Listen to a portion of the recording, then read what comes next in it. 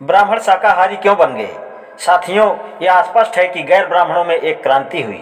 गौ मांसाहार छोड़ देना एक क्रांति ही थी, लेकिन यदि गैर ब्राह्मणों में एक क्रांति हुई तो ब्राह्मणों में जोरदार डबल प्रतिक्रांति हुई।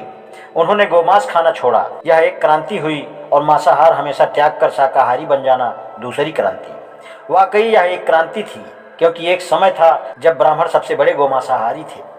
हालांकि गैर ब्राह्मण लोग भी गौमांस खा लेते थे, लेकिन उनको यह रोज रोज सुलभ नहीं हो सकता था। गौ एक मूल्यवान पशु था और गैर ब्राह्मण लोग केवल भोजन के लिए गोहत्या करें, यह उनके लिए बहुत कठिन था।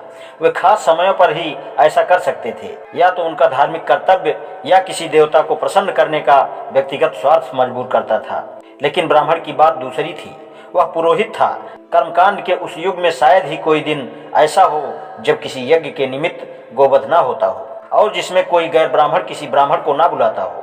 ब्राह्मण के लिए हर दिन गोमांसाहार का दिन था, इसलिए ब्राह्मण सबसे बड़े गोमांसाहारी थे। ब्राह्मणों का यज्ञ धर्म के नाम पर निरपराध पशुओं की हत्या के आयोजन के अलावा और कुछ नहीं होता था।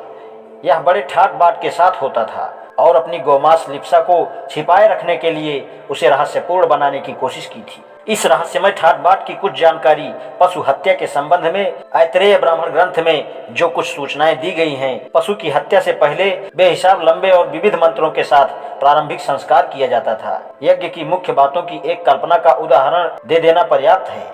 यज्ञ स्तंभ को ही यूप कहते हैं। उसी की स्थापना से यज्ञ आरंभ होता है। यूप की आवश्यकता बताने के अनंतर ऐतरेय ब्राह्मण में इसका अर्थ दिया है। अर्थ इस प्रकार है, यूप एक शस्त्र है। इसके सिरे के 8 किनारे होने चाहिए, क्योंकि एक शस्त्र लोहे के बल्लम के 8 कोने होते हैं। जब भी वह उससे किसी शस्त्र या विरोधी पर प्रहार करता है तो उसे मार डालता है। यह शस्त्र जिसे अभिभूत करना हो उसे अभिभूत कर देता है। यूप एक शस्त्र है जो शत्रु के विनाश के लिए सीधा खड़ा रहता है।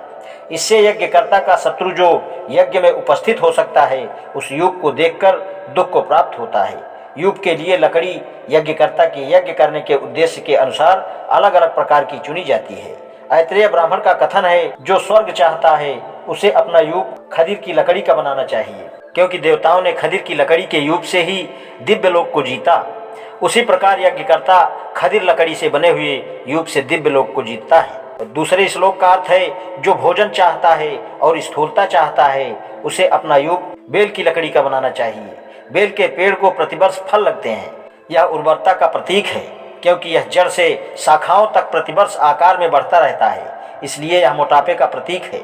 जो यह जानता है और इसलिए अपना यूप बेल की लकड़ी का बनाता है, उसके बच्चे और पशु मोटे होते हैं। बेल की लकड़ी से बने यूप के बारे में इतना और कहना है, जो बिल्व को बार बार प्रकाश कहता है और ऐसा जानता है, वह अपने खुद में प्रकाश बन जाता है और अपने खुद में सबसे श्रेष्ठ जो सौंदर्य और पवित्र विद्या चाहता है उसे अपना यूप पलाश की लकड़ी का बनाना चाहिए, क्योंकि पलाश सौंदर्य और पवित्र विद्या का पेड़ है।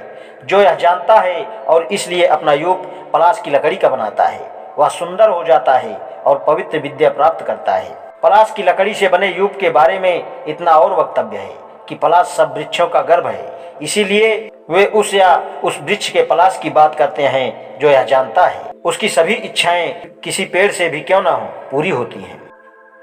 आज इतना ही, शेष कल। धन्यवाद।